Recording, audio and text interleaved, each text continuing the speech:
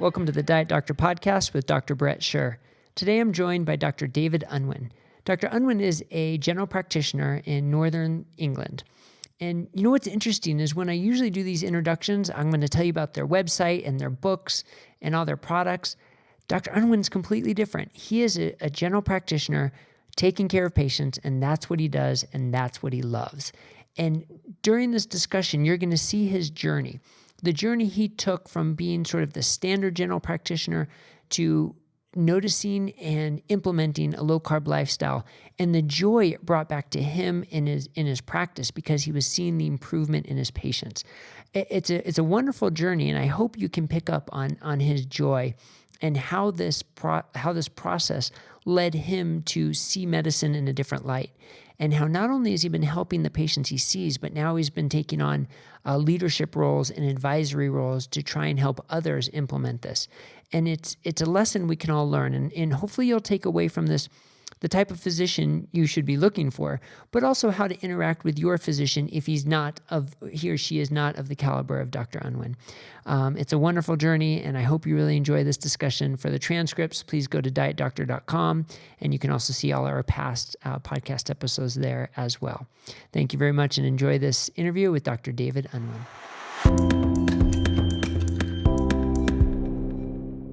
Dr. David Unwin, thank you so much for joining me on the Diet Doctor Podcast. Hi, here I am. All right.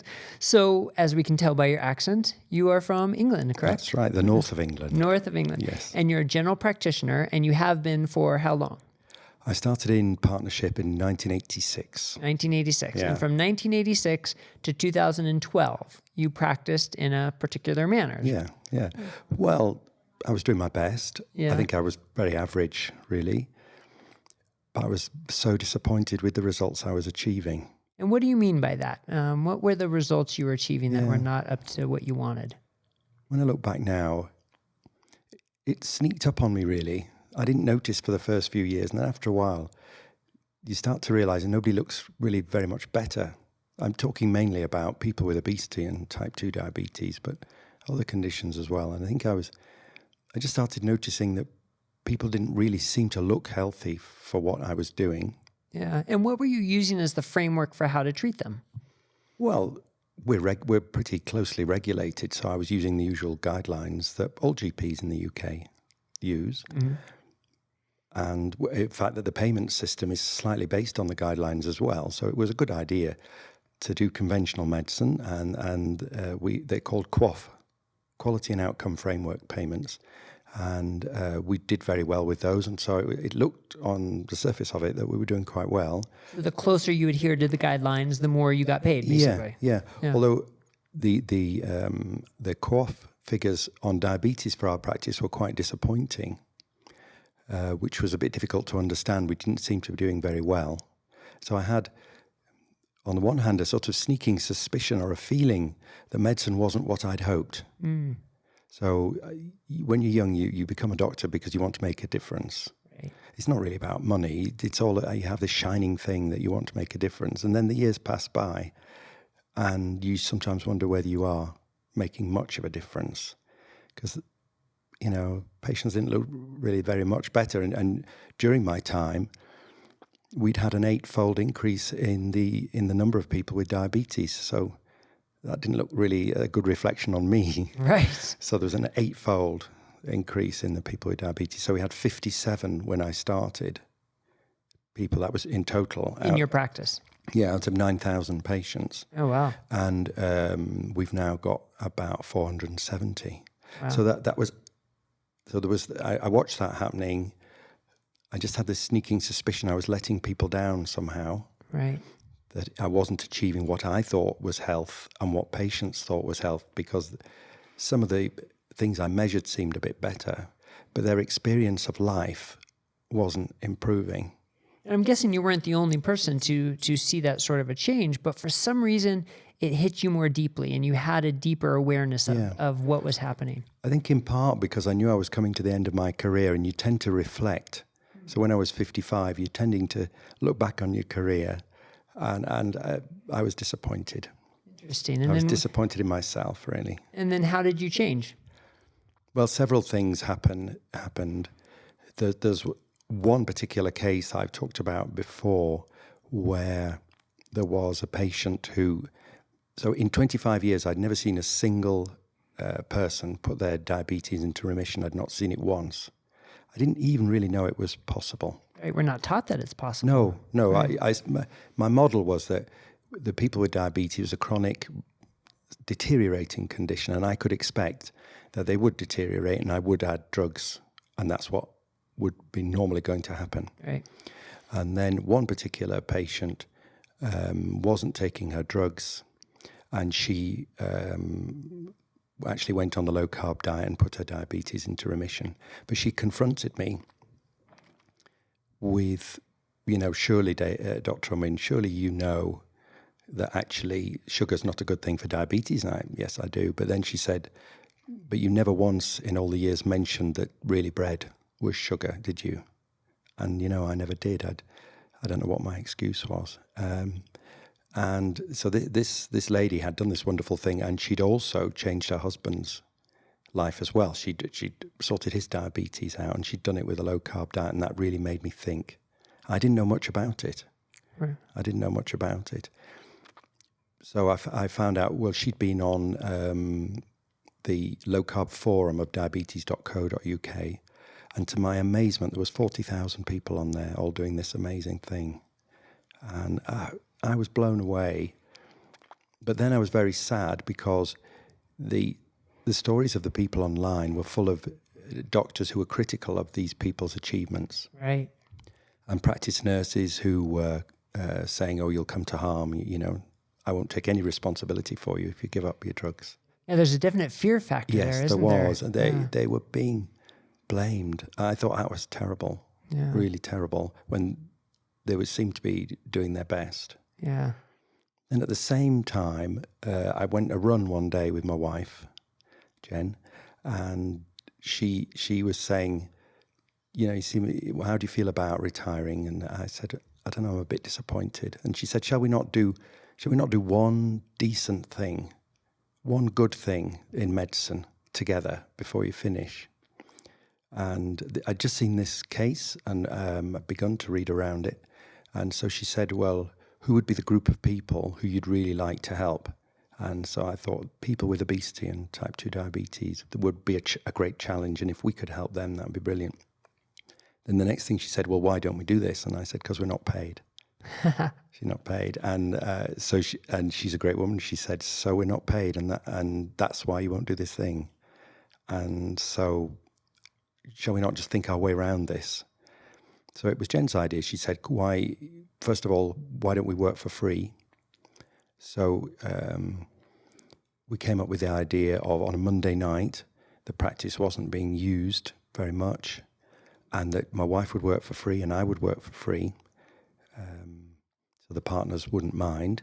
And another idea was, why don't we do the people in groups of 20?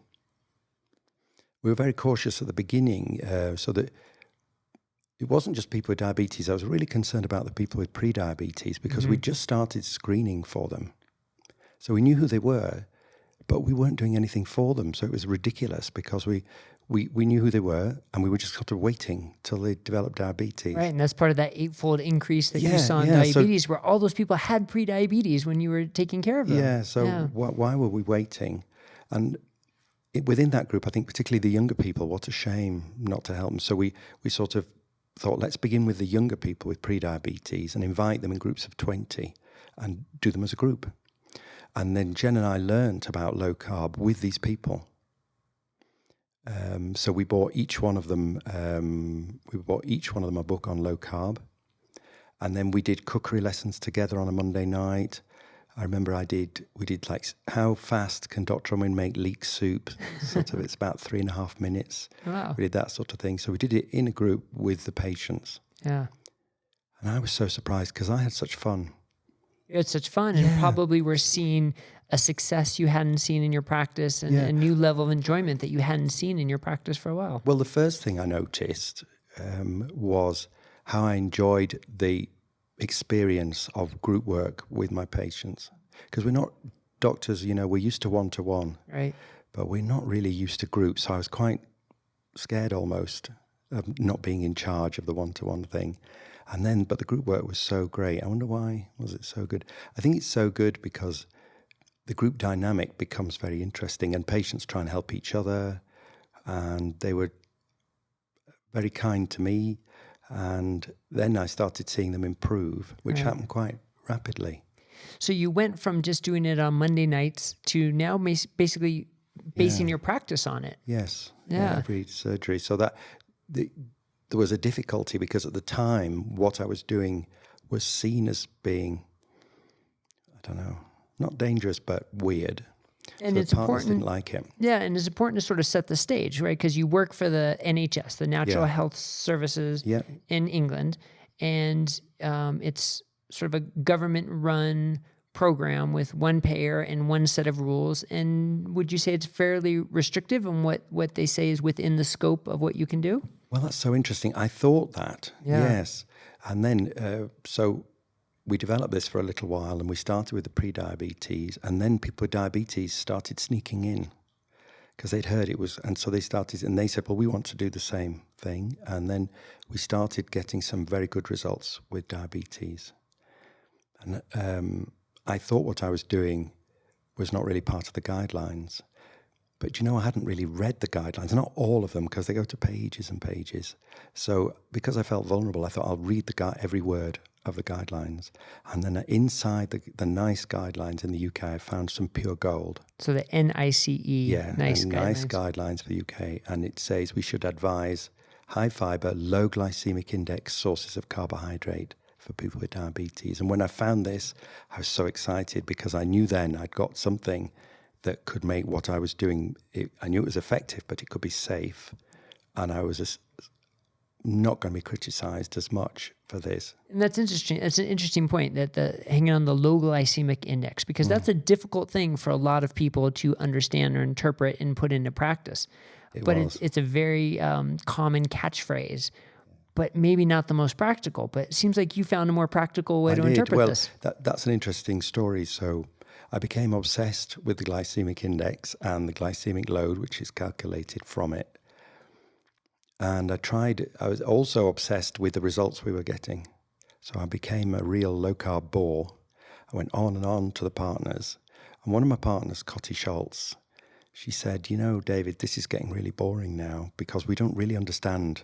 You're talking to us about the low GI, but we don't really know what you're talking about. So why don't you go away and come back when you can really explain she said, when you can really explain it to a plumber, to a student, to other GPs. And so I'm very grateful to Cotty because she was absolutely right. I was a low-carb bore and the GI and all this. So I really started thinking about how would you communicate the effects on your blood glucose of eating foods with carbohydrate in? How can we help people understand the glycemic consequences of their dietary choices? And I came up with an idea. Well, the first thing really was why was it so confusing?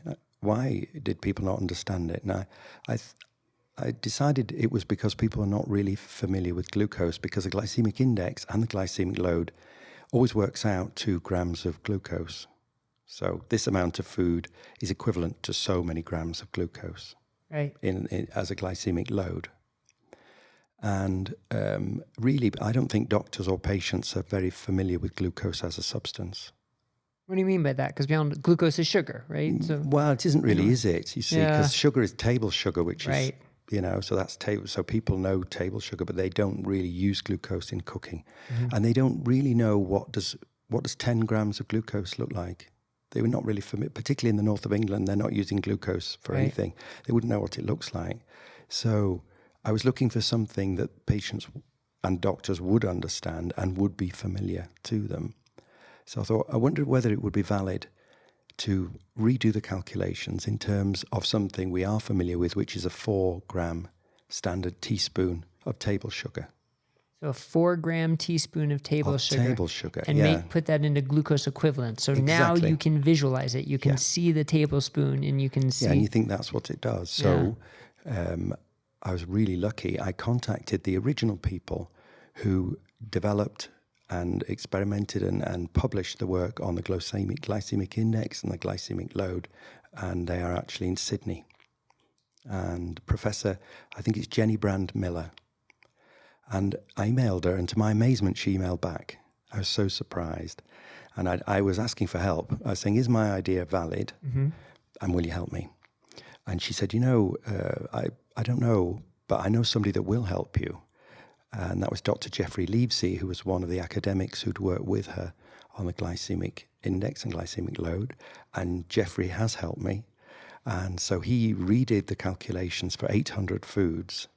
800 foods Wow. in terms of teaspoons of sugar. Yeah. So I can now tell you that 150 grams of boiled rice is about the same in terms of what it will do to your blood glucose as 10 teaspoons of sugar. So whether you have 10 teaspoons of sugar or 150 grams, a small bowl of boiled rice is about the same. Wow. And patients find that very surprising. Very surprising. Yeah. I'm sure you see people's eyes just pop open, Honestly, and there's like awareness that they haven't had before. Yeah, it's such a quick way for them to understand how carbohydrates, and do you know, it helps them because they're so mystified, because so many patients say to me, well, Dr. Unwin, I know that you shouldn't have sugar if you have diabetes, and I haven't had sugar for months now, and yet my blood results are terrible. Yeah. And they don't know how to, and previously I didn't know how to explain this, but now I can say, well, let's look at what you're eating. Right. And then if you're having a takeaway, the rice, no wonder.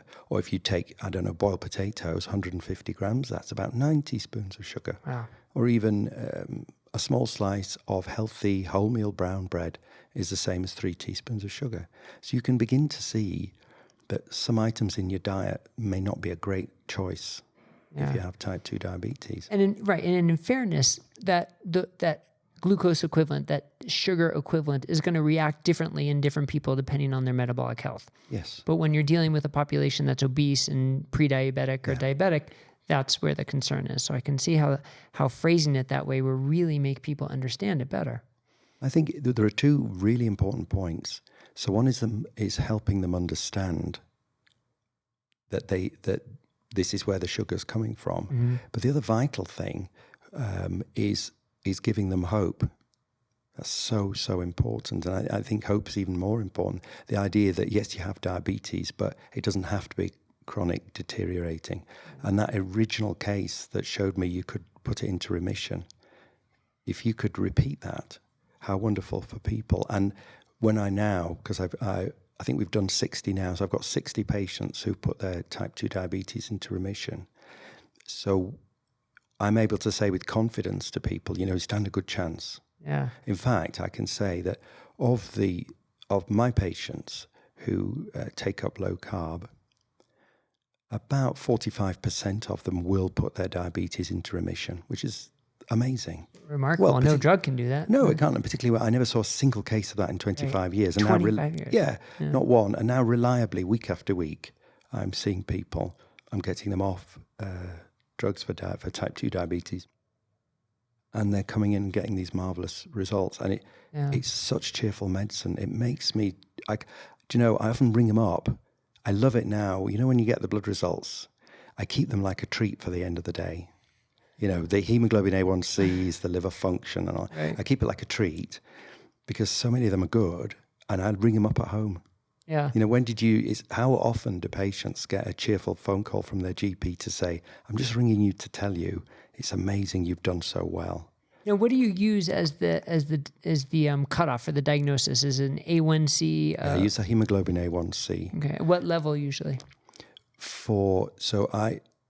I think on the whole now I agree with Roy Taylor.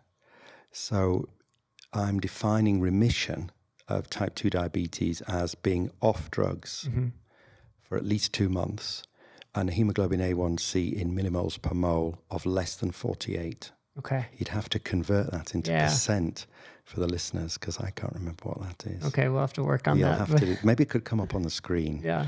That would be helpful. Point. So that's the definition, and Roy published that in the British Medical Journal. Okay. So I think it's and I have to remark, which I'm sure people on the video can see, but the people on the audio might not be able to, your face sort of lit up as you were describing it to me, the way you can call these patients and give them the news. Your face just lit up. Yeah. I mean, such wonderful medicine. I never thought I'd live to enjoy it so much. Yeah.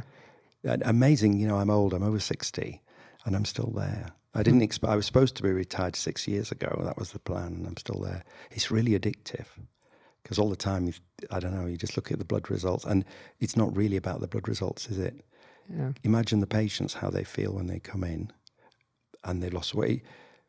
It's not even just diabetes. It's really not just diabetes. That was going to be my next question. So you're focusing on the diabetes, but what other, you could say, unintended effects or other downstream effects, which actually should be intended effects. But what else did you find? So interesting. So in one of the things that surprised me most in the beginning was dramatic improvements in liver function. Dramatic. Right. The fatty liver going away. Yeah, that was so interesting because I saw patterns. I began to see that I could predict the patients who were doing really well before they came into my room because I'd get the blood results and I'd see the liver function improving.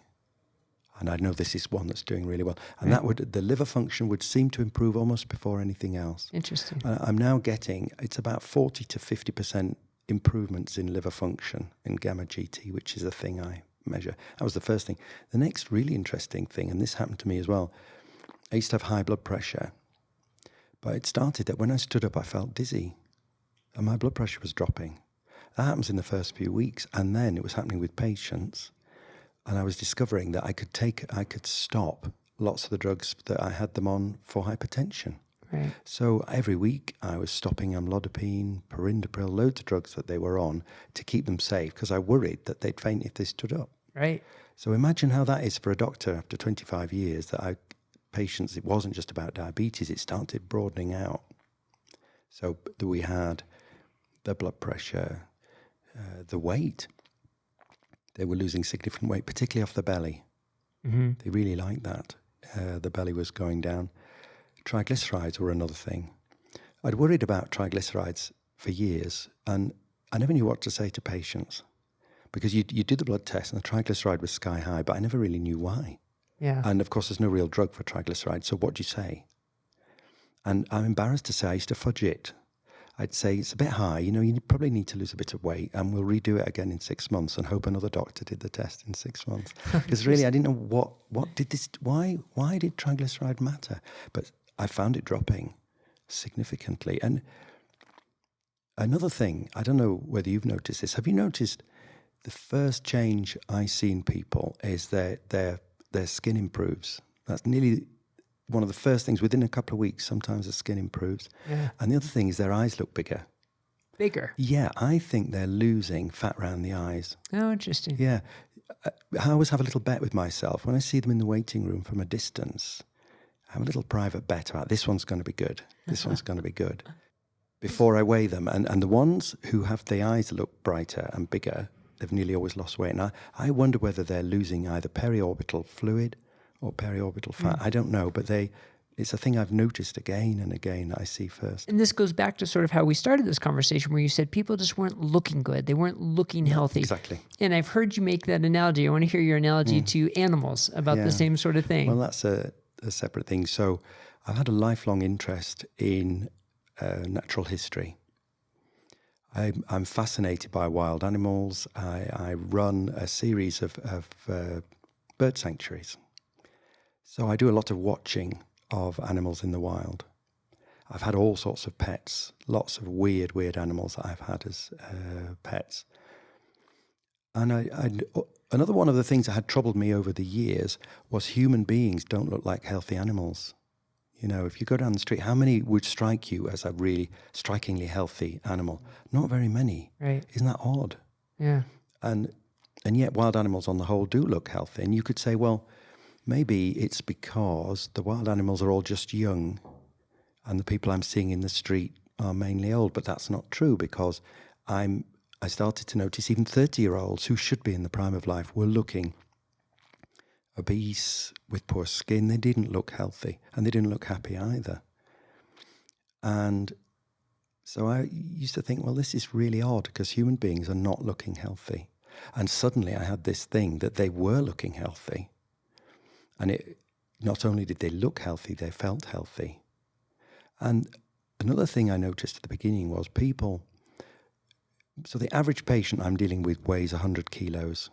They weigh 100 kilos and they're not exercising. About 220 pounds. Yeah. It's understandable that you're not exercising if you weigh that much. You don't feel good. No. Yeah. They felt sleepy, tired. But when they've lost a bit of weight, they start exercising. Mm-hmm. Again and again, I find patients say, well, I'm a bit bored in the evening, so I'm starting to exercise. Yeah. So we were going from a population who didn't look healthy, didn't act healthy. And as I say, I'd been a bit mystified, unlike everything else in nature where people, where animals generally in nature look pretty good. Right. And now human beings were beginning to look pretty good. And I thought, I think I'm onto something here. Yeah. But one of the things was I didn't know any other doctors who were, so I was completely alone at the beginning. Yeah, how'd that feel? I mean, you really felt like were you hesitant, saying maybe I'm doing something wrong because nobody else is doing it? Well, you wonder whether you're bonkers, really, don't you? Wonder, am I a bit bonkers. Mad? Am I trying to convince myself? But then, I started with 1, and then there was 20, and then there was 25. It worried the partners in the practice what I was doing. They were cross with me because they said, really, David, shouldn't you be concentrating on sick people? And that upset me because I thought, well, if I don't do something, they are sick. So that troubled me. And then I knew that what I was doing was making some health professionals uncomfortable. And I remember one meeting. So after I got my first paper published, and I went to a big diabetes convention, and a doctor stood up and absolutely shouted at me and said that what I was doing was dangerous and people would come to harm and I should stop it. He was shouting at me. Wow. Yeah, and other people, when they heard my name, would just turn their back on me. Wow. It felt terrible. I was mystified because I thought, well, what am I to do? Because if I go back to doing what I did before, that was so depressing. Yeah. And I couldn't understand the reaction of the people that seemed so cross. So lack of knowledge and lack of true understanding. Have you seen that change over time, or do you still see that level of resistance? It's changed him hugely. Yeah. Hugely. And it gives me joy because I'm not alone anymore now. There's loads and loads of doctors doing this. And part of that, I think, has to do with your advocacy. So you started with treating the patients, seeing the benefits of the patients, getting the joy back, and now you've gone on to be sort of a leader and an advocate in the Royal College. So tell us a little bit about, even for the American folks, what a Royal College is and your role in it and what kind of impact that's having on patient care. Okay, so the Royal Colleges in the UK, you can't actually be either a general practitioner or a consultant unless you've passed an exam set by your Royal College. So there's a Royal College for general physicians, there's a Royal College for psychiatrists, dermatologists, and a Royal College for general practitioners. Mm-hmm. They're responsible for quality, really, and standards. They're unique, I think, almost in the world in that they are independent. So if you can convince the Royal Colleges what you do is reasonable, and if there is published evidence for this, then they're going to listen to you. And one of the things I'd say to other doctors right at the beginning is keep data. Mm-hmm. So one of the things I did at the beginning, knowing that what we did at Norwood Avenue, that's the practice, was a bit odd, was I felt I owed it to the patients. You can't experiment on them. You've really got to do blood tests and keep the data. So I started with an Excel spreadsheet. It's funny, really. I owe all of this to Professor Roy Taylor, who's very famous in the world of diabetes. Shall I tell you the story of Roy Taylor? Sure. Okay. So Roy Taylor, when my results first started coming in, I couldn't believe them. I thought there's something, this is, you can't believe it. It's so unbelievable. I don't know, weird after all these years. Is it safe? What's going on? So I contacted, I think, about 20 professors to say, I'm getting these results and I feel I need to tell the world, and I don't know whether it's right or what's going on. And only one professor answered me, and it was Roy Taylor. Ah. And he said, what you're doing is fascinating and may well be clinically very significant, but we need to do your statistics. I didn't know how to do statistics. And he said, well, you need an Excel spreadsheet. I didn't know how to do an Excel spreadsheet. I actually had to get my accountant to do an Excel spreadsheet for me because I didn't know how to do it. Yeah. But that started me with the data. So I'd say to anybody, if you collect data, so now I know on average with the patients I'm doing, I know what's happening to them. And when you start doing data, it's a bit laborious, time consuming on top of your day job, but it soon becomes addictive. I don't know, I love doing it now. So about twice a week, I'm loading my data to see how they're doing and see how the averages are coming on. But that really helped convince the Royal College. And then the other thing was we started making drug savings. I didn't actually know we were doing this. It was one, so we're organised in the UK. GPs are organised into groups of about 20. They're called CCGs. Okay. But then our CCG pharmacist contacted me one day and said, do you realise you're way below average for our CCG? Not only are you way below average, you are the cheapest practice per 1,000 head of population in our CCG. Interesting. And she said, I think you're spending about £40,000 less every year on drugs for diabetes than is average for our area. That's remarkable. Well, it was amazing. It was very. I got her a bottle of champagne, that woman. I was so excited. And it was true. And we've kept that up for 3 years now. Yeah. And that became very interesting to the college. I bet. But also very interesting to other doctors and also politicians.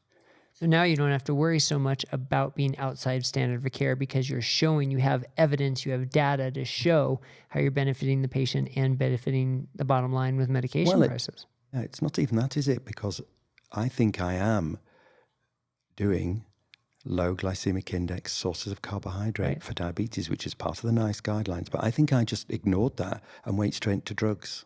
Yeah. So I didn't really believe in lifestyle medicine. So now I'm really focusing on that. And I tell you, I think it's 5 years or maybe 6 years now, every single patient that I diagnose diabetes with, I offer them a choice. So I say, right, well, we could do this 2 ways. I believe that I can help you with this, with diet, and we need to start talking sugar and starchy carbs. Or if that isn't your thing, we could start drugs, lifelong medication. But not a single patient, not one in all these years has asked for the drugs. Interesting. Not one. And so other doctors say to me, well, my patients wouldn't be interested.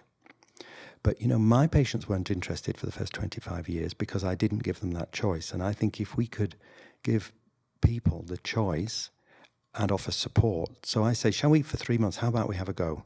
Yeah. I'm up for this. Yeah. I'm up for this thing. How about we have a go? Shall we talk to your wife? Shall we, who does the cooking? Who's doing the shopping in your family? And I think you then develop they know I care. What would you advise to patients who are seeing a doctor who doesn't bring it up and just prescribes the medication and doesn't think it's an option or doesn't think they'd be interested, but in the back of their brain, they're wondering, how would you advise them to address their physician? Right. I think you always have to cooperate with your doctor because at the end of the day, he's got your records and maybe you can't get another doctor anyway. Doctors are difficult, aren't they now? There's not enough of us. You have to work with your doctor, but I think would it not be reasonable to say to your doctor, this is something I've read about. Would you mind, could I try this? Mm-hmm.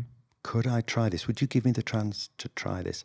And I think if a patient asks their doctor reasonably, then the doctor would at least have to justify refusing that. Yeah, I think that's good advice. That's similar to the advice I give in that you're not saying this is the way I'm going, this is what I want to do. You say, will you work with me on a trial? And these are the things we can measure. We can see how I feel on my weight and my blood test. And let's just see what happens in 3 months and 6 months. Then we'll revisit it. And if I'm feeling horribly, we'll come back to the medication question. Exactly. And I think you said a good thing there, which is agree what you're going to measure. What are the outcomes for success? Right. So for me, actually, I find waist circumference very good. Right. Waist circumference, and the patient can do that, and then they're getting feedback. Right. Better than weight, better than body mass index, circumference?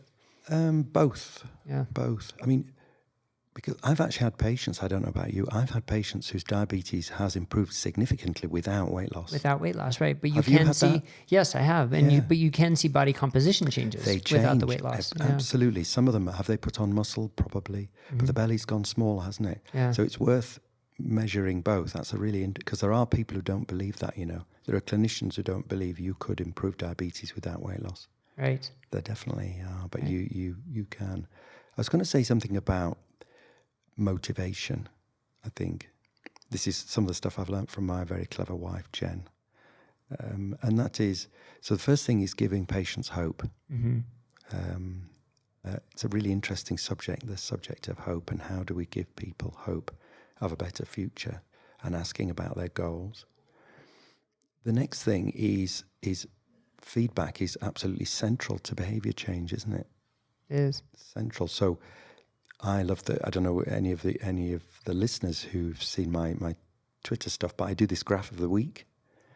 So our computer systems generate graphs of weight, hemoglobin, and so every week there's the patient that's done the best. And those patients are so proud, so I always put it up on Twitter. But what wonderful feedback that is. Yeah. So, and that's where you get into long-term and short-term goals. Yes. Right. So the short-term goals are the stepping stones to get you to long-term goals, but they give you hope. They show you immediate feedback that you're having progress, and it keeps you interested. Yeah. That brings me to a point, I didn't used to recheck hemoglobin A1C all that often. So I wouldn't check it for 6 months. Mm-hmm. But, the fastest remission of type 2 diabetes, looking at the hemoglobin A1C I've ever seen, was 38 days. Wow. So this guy had a hemoglobin A1C, I think it was about 62, and he brought it down to 38 millimoles per mole. That's really significant remission, and that was done in 38 days. Now, previously I would have missed that wonderful result because I wasn't checking them soon enough. Right. So I would say if a patient is losing weight, and if they're really doing the low carb thing, it is worth redoing the hemoglobin A1C, certainly after 2 months, because that feedback is like oxygen to that patient, and the doctor too, because you're wondering whether you're doing a good thing. So I think it's worth doing a few more blood tests, so that as part of the contract for the patient with me, okay, you don't want to have drugs, great. Would you mind having a few more blood tests? Mm-hmm. And they, on the whole, they don't. I think that's a great perspective of your approach and how you incorporate your wife's approach, Jen's approach as well, because behavior change and the psychology of behavior change is so important, right? It is. We can talk about the biochemistry of how things work, the science of how things work, but if we can't get people to buy into it and sustain it, then it doesn't really matter what the science says. And I think we've missed a trick in medicine. So much of chronic disease depends upon behavior change. Mm-hmm. And who's an expert in behavior change? Oh, it's a clinical psychologist. But whoever asked the clinic, and they know stuff, but we never ask them. Right. And I realize now I'd spent 25 years telling people what to do, like doing medicine to people. Right. Whereas what I'm doing now is more collaborating with patients. And that involves really taking on board behavior change and people's personal goals. What's their goal? You've got to talk to your patients, find out what are they hoping for. And I will, again, the Royal College of General Practitioners is really committed now to collaborating with patients, because you can't solve, one of the big things we've got is multiple morbidity, isn't it? People who they haven't got one thing wrong, or 2 or 3, they've got 4 or 5 things. Mm-hmm. You can't possibly sort out multiple morbidity without working with the patient and their goals. And as I say, the Royal College, I think the British Royal College of General Practitioners, they're way ahead in the world, because they're the only people talking about collaborating with patients, working with patients. Yeah, important perspective. Yeah, and they've made me, just to show off, can I show off? Please do. I'm going to show off. Please do, you need to. They've made me national champion for collaborative care in diabetes and obesity in the UK because of my commitment to working with patients. Yeah. But it's a selfish commitment because it's just better medicine.